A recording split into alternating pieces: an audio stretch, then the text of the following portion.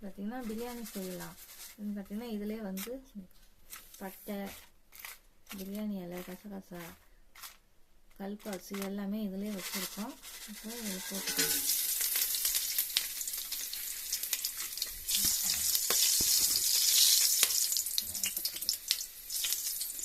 அடுத்தது அது நல்லா பொரிஞ்சு வருது.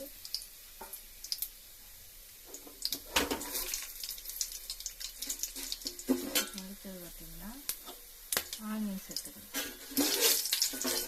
வெங்காயத்தை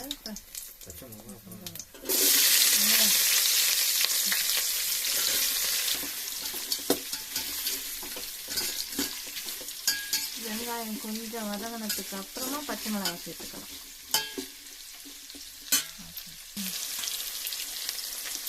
பார்த்தீங்கன்னா பச்சை மிளகாய் வந்து இந்த ஸ்டேஜில் சேர்த்துக்கலாம். உடச்சி போட்டுக்கலாம். ஒரு 5 பச்சை மிளகாய் போட்டுக்கலாம். 1 கிலோ அரிசி, 1 கிலோ சிக்கன். இன்னும் எல்லா பச்சை மிளகாயும் உடச்சி போட்டுக்கலாம். இப்போ கொஞ்சம் நல்லா வதங்கினதுக்கப்புறம் தக்காளிக்கு இஞ்சி பூண்டு பேஸ்ட்டு போட்டு அதுக்கப்புறம் தக்காளி சேர்த்துக்கலாம். பார்த்தீங்கன்னா இஞ்சி பூண்டு பேஸ்ட்டு 1 ஸ்பூன் போட்டுக்கலாம். கொஞ்சம் நல்லா வதங்கினதுக்கப்புறம் தக்காளி சேர்த்துக்கலாம். பார்த்தீங்கன்னா இஞ்சி பூண்டு பேஸ்ட்டு, வெங்காயம் எல்லாமே நல்லா வதங்கி வந்துச்சு. இந்த ஸ்டேஜில் வந்து நம்ம தக்காளியை சேர்த்துக்கலாம்.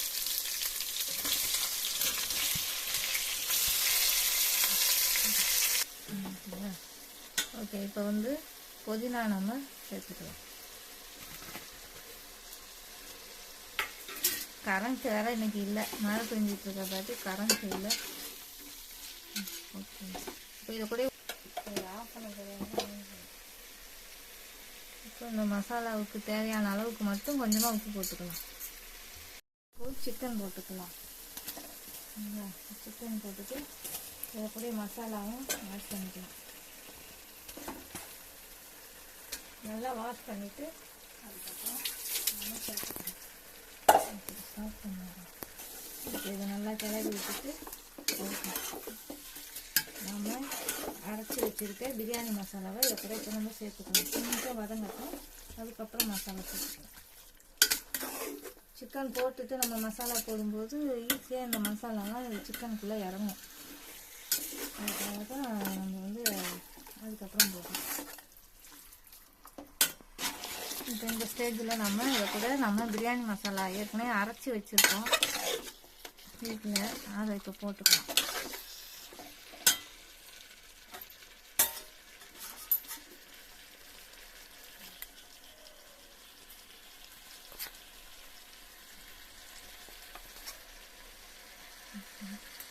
தேவையான அளவு போட்டுக்கலாம்.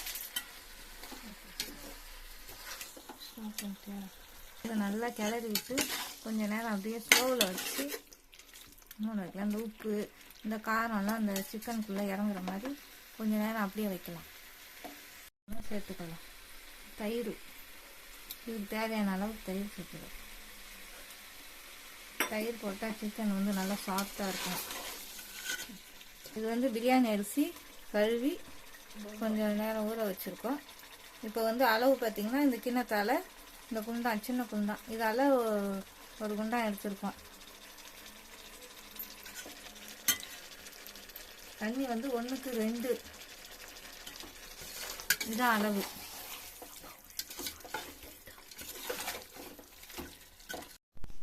இப்போ அரிசி போட்டுட்டோம், கொஞ்சம் வெந்துக்கிட்டு இருக்கு. பார்த்தீங்களா, எல்லாம் உப்பு காரம் எல்லாமே கரெக்டாக இருக்குது. இப்போ உப்பு வந்து பத்தலைனா கூட இப்போ இந்த ஸ்டேஜில் போட்டுக்கலாம். உப்பு செக் பண்ணி பார்த்துக்கோங்க. இப்போ வந்து தண்ணியெல்லாம் சுண்டிடுச்சு, கொஞ்சம் அதுக்கு புழுங்கட்டும். அதுக்காக நம்ம வந்து